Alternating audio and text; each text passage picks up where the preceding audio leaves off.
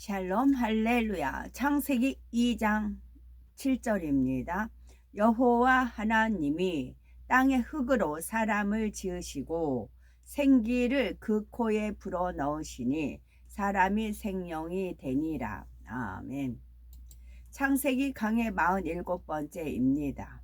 하나님께서 사람을 흙으로 지으신 이유와 생명의 몸에 대해서 살펴보았지요. 생명은 영에 속한 몸이긴 하지만 근본 재료가 흙입니다. 따라서 부활체와 달리 생명의 몸만으로는 둘째 하늘과 첫째 하늘을 오갈 수가 없지요. 둘째 하늘과 첫째 하늘 사이에는 시간이 정지된 공간이 있는데 생명의 몸 자체로는 이 공간을 통과할 수가 없습니다. 단 우리가 맨몸으로는 날 수 없는 높은 하늘도 비행기를 타고 가면은 날 수가 있어서 먼 곳도 짧은 시간에 갈 수가 있듯이 에덴 동산의 사람들이 일상적으로 이용하는 비행체가 있습니다. 그것을 타면 에덴 동산 내에서뿐만이 아니라 첫째 하늘에 속한 이 지구도 오갈 수가 있지요. 첫사람 아담은 이 비행체를 이용해서 지구로 자유롭게 오가며 지구에 있는 모든 것을 다스렸습니다. 에덴 동산에서 낳은 아담의 후손들도 홍수 심판 전까지는 비교적 자유롭게 지구로 오갈 수가 있었지요. 홍수 심판 이후로는 에덴 동산 사람들이 지구로 오가는 데에 제약을 받게 되었습니다. 특별한 경우에만 질서 가운데 허락을 받아서 지구를 다녀가게 되었지요. 오늘날도 에덴 동산 사람들은 이 비행체를 타고 지구를 다녀가곤 합니다. 이 비행체들이 지구 곳곳에 목격되고 있는데 그것이 바로 UFO이지요. UFO를 쉽게 말하자면 분명히 존재하지만 정체를 알 수 없는 비행 물체입니다. UFO가 세계적으로 무수히 목격되고 있지만 사람들은 그 정체를 알지 못합니다. 순식간에 나타났다 사라지기 때문이지요. UFO는 비행체보다는 빛을 내는 하나의 발광체입니다. 발광체로 보입니다. 이는 UFO 표면을 전자막과 같은 밝게 빛나는 막이 둘러싸고 있기 때문이지요. 그래서 사람들이 UFO를 목격한다 해도 본체의 모양은 볼 수가 없고 단지 하나의 발광체로만 인식하게 됩니다. UFO 특징 중 하나는 이 세상에 있는 비행 물체가 도저히 흉내낼 수 없는 빠른 속도로 비행한다는 점입니다. 비행 패턴도 급승상, 급강하, 순간 가속, 예각 회전, 90도 이하의 각도로 회전하는 것 등 놀라운 비행수를 보여주지요. UFO가 이렇게 할 수 있는 이유는 둘째 하늘의 존재이기 때문입니다. 둘째 하늘과 첫째 하늘은 공간의 성질이나 시간의 흐름 면에서 많은 차이가 나지요. 그러면 두 하늘의 시간 흐름은 과연 어떻게 차이가 날까요? 비유를 들면 개미 한 마리가 있습니다. 개미가 전속력으로 기어가고 있지요. 이때의 개미는 자신이 낼 수 있는 최고 속도로 가고 있다고 생각할 겁니다. 그런데 그 개미를 지켜보는 사람의 입장에서는 개미가 굉장히 빠르구나 라는 생각이 들까요?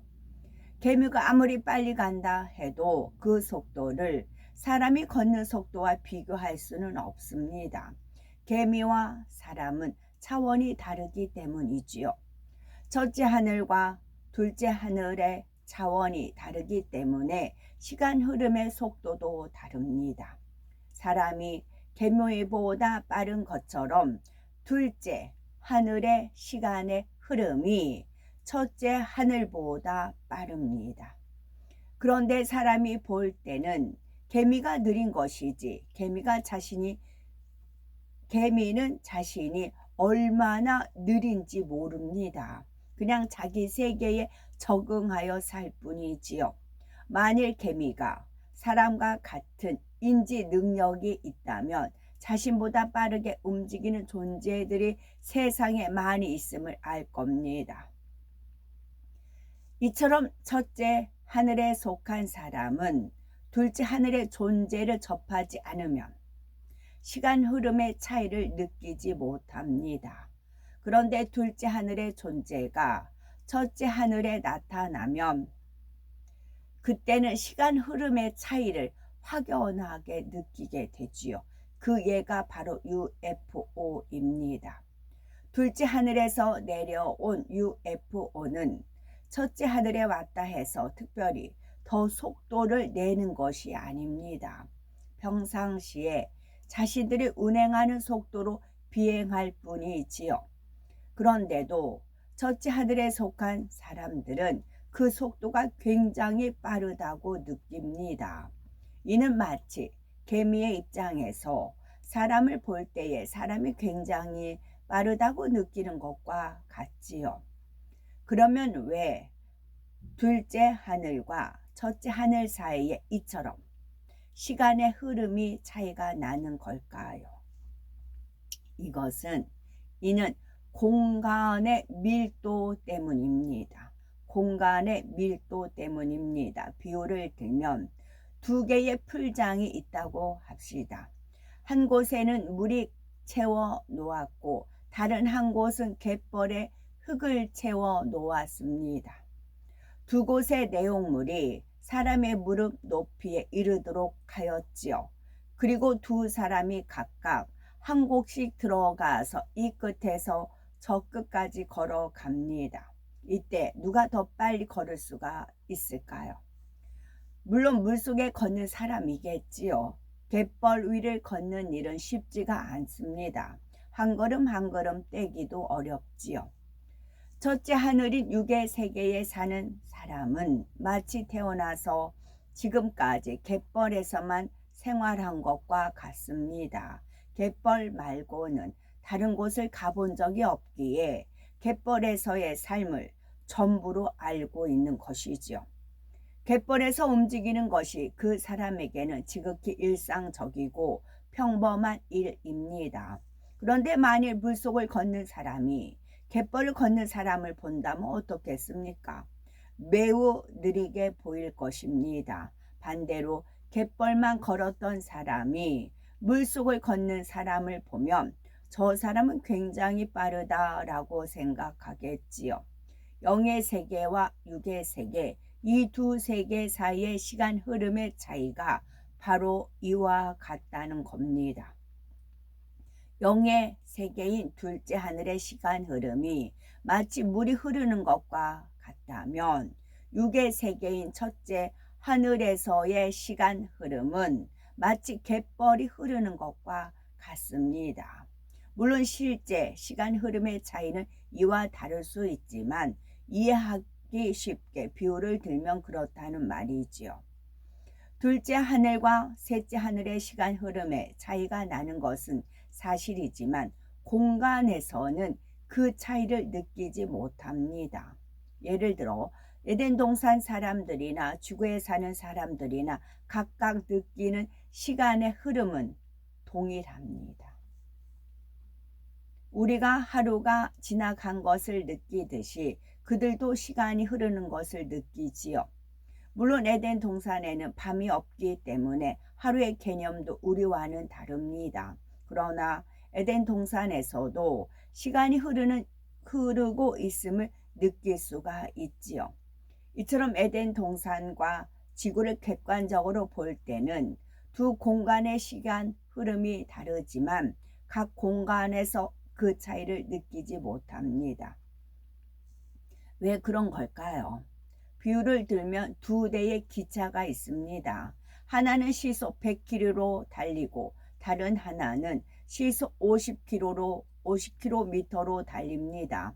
각 기차에는 사람들이 타고 있는데 창을 다 가려서 밖을 보지 못하고 못하게 하고는 평소처럼 행동하도록 했습니다. 그러면 이들은 자신이 탄 기차가 얼마나 빨리 달리고 있는지 모릅니다. 시속 100km로 달리는 기차에 탄 사람은 시속 50km로 달리는 기차에 탄 사람보다 빨리 달리고 있음을 알지 못합니다. 두 기차가 달리는 속도가 이처럼 달라도 그 안에 탄 사람들은 그것을 느끼지 못한 채 활동하는 것이지요. 만약 이 두 기차의 창을 열어서 서로 상대편 기차를 보게 한다면 어떨까요? 그때는 속도의 차이를 확연히 느끼고 알게 될 것입니다.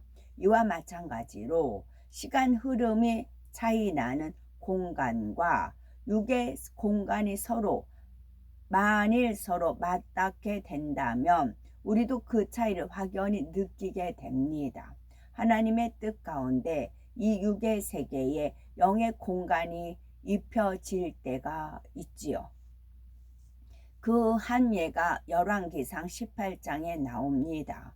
45, 46절에 조금 후에 구름과 바람이 일어나서 하늘이 깜깜하여지며 큰 비가 내리는지라. 아합이 마차를 타고 이스르엘로 가니 여호와의 능력이 엘리야에게 임하매 저가 허리를 동이고 이스라엘로 들어가는 곳까지 아합 앞에서 달려갔더라 했습니다. 여기서 엘리야 선지자는 아합을 타고 가는 마차보다 더 빨리 달렸다고 했지요.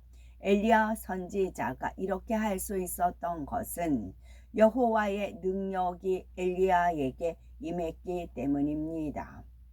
하나님께서 이 순간 어떻게 역사하신 것일까요? 하나님께서는 시간의 흐름이 훨씬 빠른 영의 공간을 엘리야에게 입혀주셨습니다. 그래서 엘리야는 제 속도로 달렸음에도 마차보다 더 빨리 갈 수 있었죠. 공항이나 쇼핑몰 등에 보면 무빙 워크라는 시설이 있지요. 걷는 속도가 같은 두 사람이 있다면 이런 무빙 워크 위를 걷는 사람과 그냥 바닥을 걷는 사람 중 누가 더 빨리 걷는 것처럼 보일까요? 두 사람이 걷는 속도와 보폭이 같아도 무빙 워크 위를 걷는 사람이 더 빠릅니다. 하나님의 뜻 가운데 영의 공간이 이 육의 세계에 덧입혀지는 경우가 있지요. 그러면 그 공간 안에서는 이 육의 지식이나 계산과 맞지 않은 일들이 일어날 수가 있는 것입니다. 성경에 나오는 기사와 표적들이 바로 영의 공간이 열리면서 영의 시간의 흐름을 타고 일어난 일들이지요. 이렇게 영의 공간이 입혀지면서 영의 시간의 흐름을 타면 거리에 상관없이 눈 깜짝할 사이에 어떤 역사가 일어나기도 합니다. 예를 들어서 우리 예수님께서 먼 곳에 있는 병자에게 말씀으로만 명하셔도 치료되는 일들이 있었습니다. 한 백부장이 하인을 치료해 주신 일과 스로보닉의 여인의 귀신 들린 딸을 고쳐주신 일이 그러하였지요. 백부장과 스로보닉의 여인은 병자들을 대신해서 온전한 믿음으로 예수님께 나와 간구했습니다. 그러자 마태복음 8장 13절에 예수께서 백부장에게 가라 이르시되 가라 네 믿음대로 될지어다 하시니 그 시로 하인이 나았지요. 마태복음 15장 28절은 스로보닉의 여인에도 예수님께서 여자야 네 믿음이 크도다 네 소원대로 되리라 말씀하시자 그 시로부터 그의 딸이 나으니라 하였습니다. 이는 예수님의 말씀이 빛으로 나아가 영의 시간의 흐름을 타고 순간에 병자에게 임하여 역사를 일으킨 것입니다. 예수님과 병자들은 육의 공간이 있지만 권능의 빛은 영의 공간에 속하여 영의 흐름에 영의 시간의 흐름을 타고 순간에 가서 역사를 일으켰던 것입니다. 권능의 빛은 영의 공간에 속하여 영의 시간의 흐름을 타고 순간에 가서 역사를 일으켰던 것입니다. 여기에는 반드시 영적인 믿음이 작용이 됩니다. 육적인 믿음이 되면 마치 막 뺑 돌아가는데 거기에 모래 하나만 딱 있어 뜨르륵 걸리고 이렇게 멈춰버리잖아요. 그와 같아요. 권능의 빛은 영의 공간에 속하여 영의 시간의 흐름을 타고 순간에 역사합니다. 다 뭐예요? 000이에요. 0000. 거기에 6은 이제 뭐 꼬리가 있잖아요. 그렇게 하면은 의심의 꼬리 뭐 하여튼 부정적인 어떤 그런 육이 있으면 뜨르륵 방해돼서 역사가 안 일어납니다. 권능의 빛은 영의 공간에 속하여 영의 시간의 흐름을 타고 순식간에 역사를 합니다. 우리가 먼 곳에 있는 가족에게 전화해서 지금 하늘 한번 보세요 라고 말한다고 합시다. 상대는 분명 우리에게서 멀리 있지만 우리의 말에 따라 하늘을 쳐다볼 겁니다. 즉 우리의 몸이 직접 그곳에 가지 않고 이곳에서 말로만 전하지요. 그러자 그 말이 전화선을 타고 순간에 상대에게 전해져서 그 효력이 발휘된 것입니다. 상대가 있는 곳에 직접 가서 말을 전하려면 많은 시간이 걸려야 하지만 전화를 사용하면 순간에 가능하지요.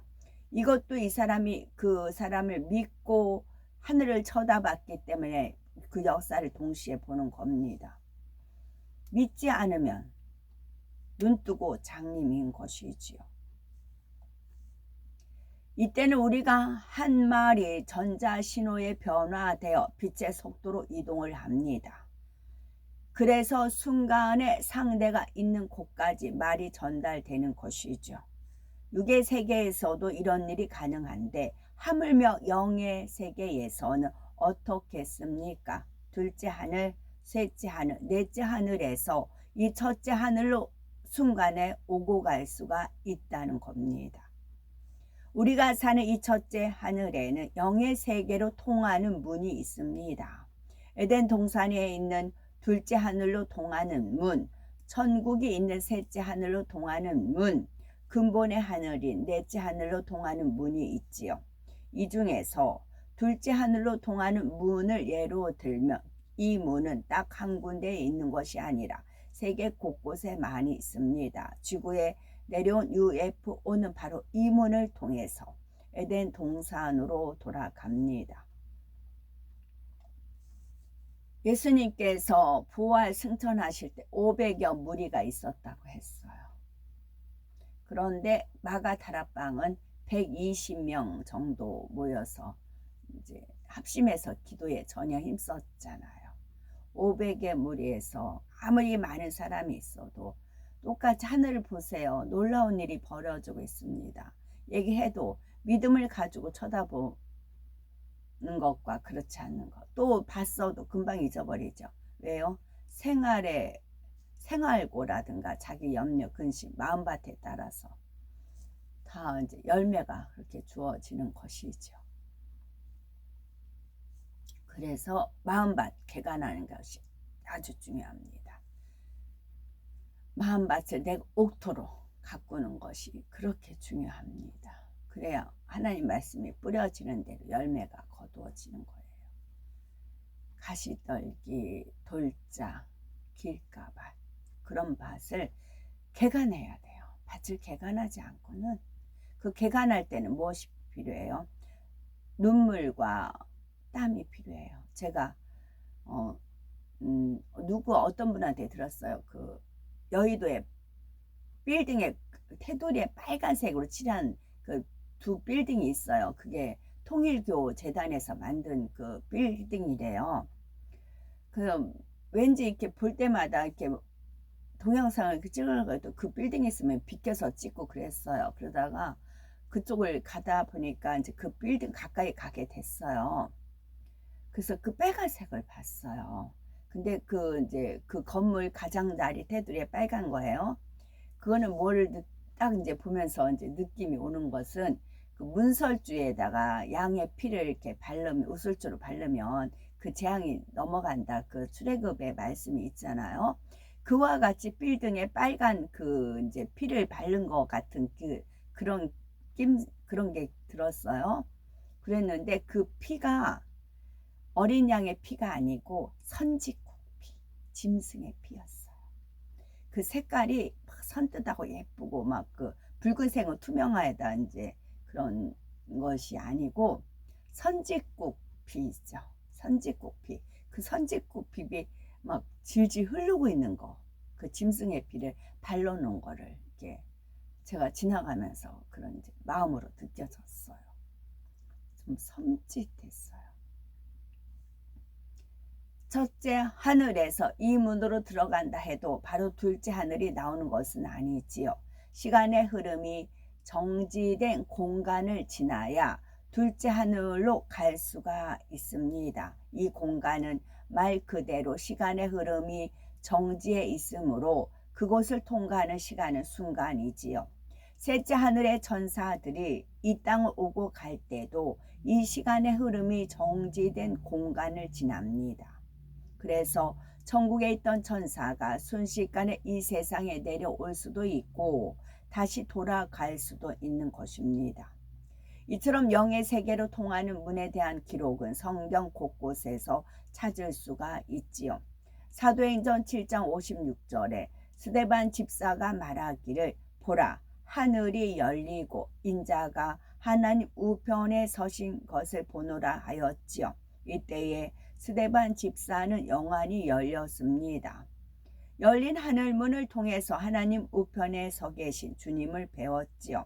사도 요한도 요한계시록 4장 1절에 하늘의 열린 문을 보았고 그곳에서 울려 퍼지는 나팔소리 같은 음성을 들었습니다.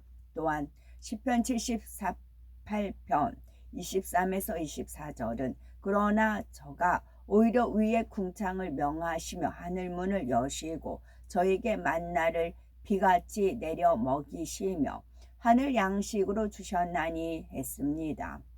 만나는 둘째 하늘에서 내려오지요. 이 만나가 내릴 때에 위에 궁창 곧 둘째 하늘의 문이 열렸다는 겁니다.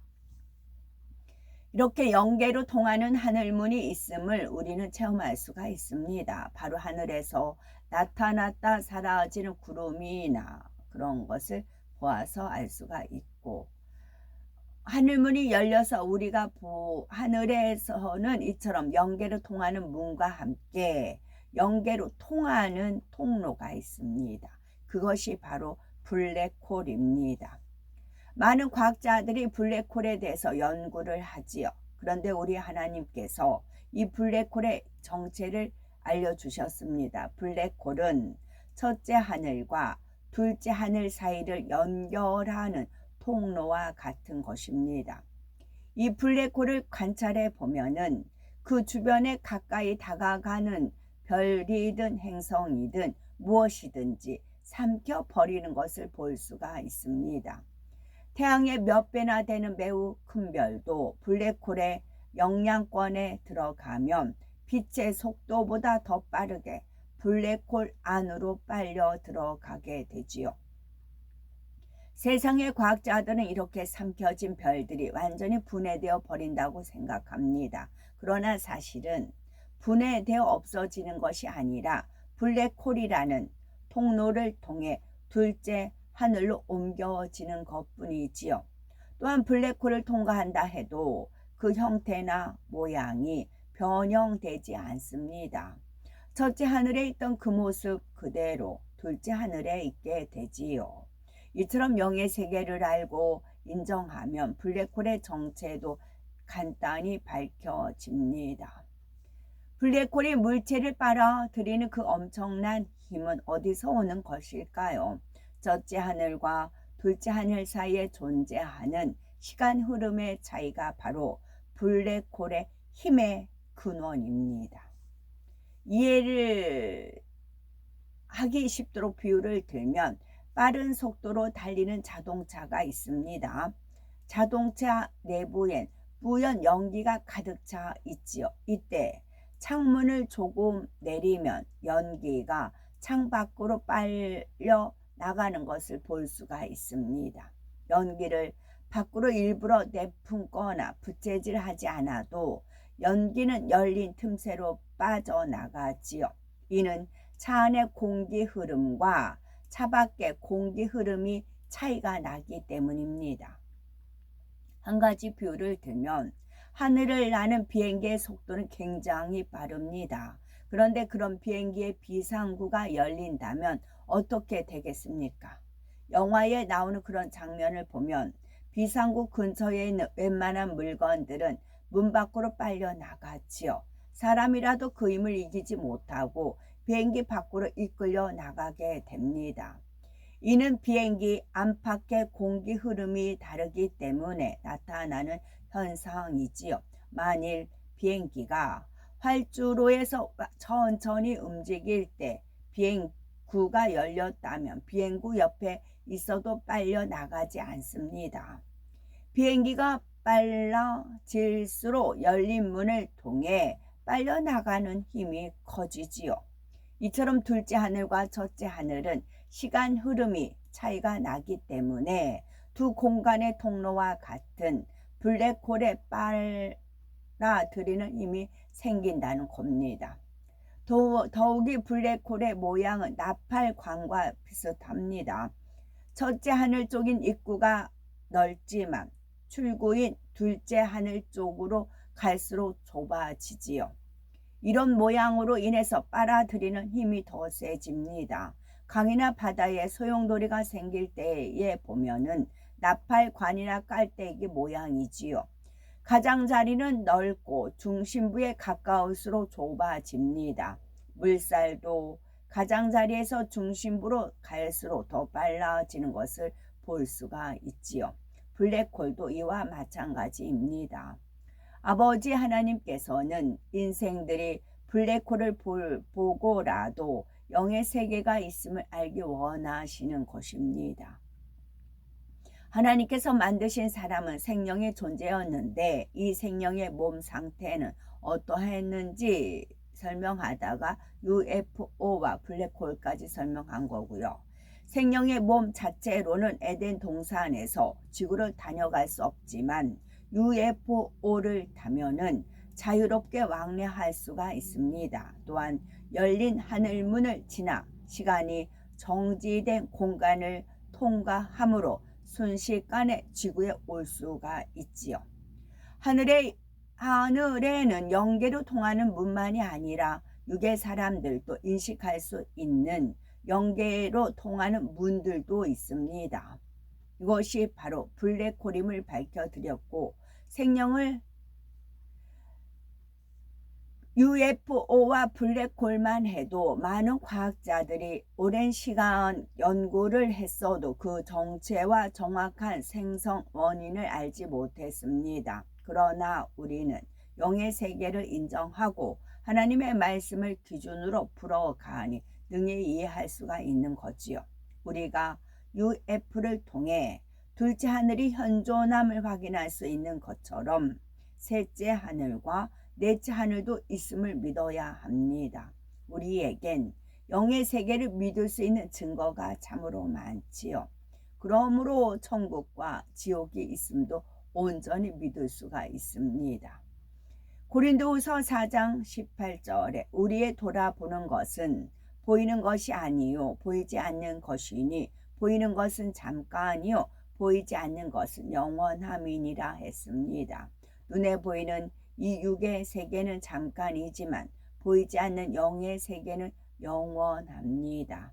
이 말씀을 듣는 우리는 영원한 곳에 늘 마음을 두며 영원한 것을 위해 살 수 있는 복된 우리가 되어야 되겠죠. 아멘. 샬롬.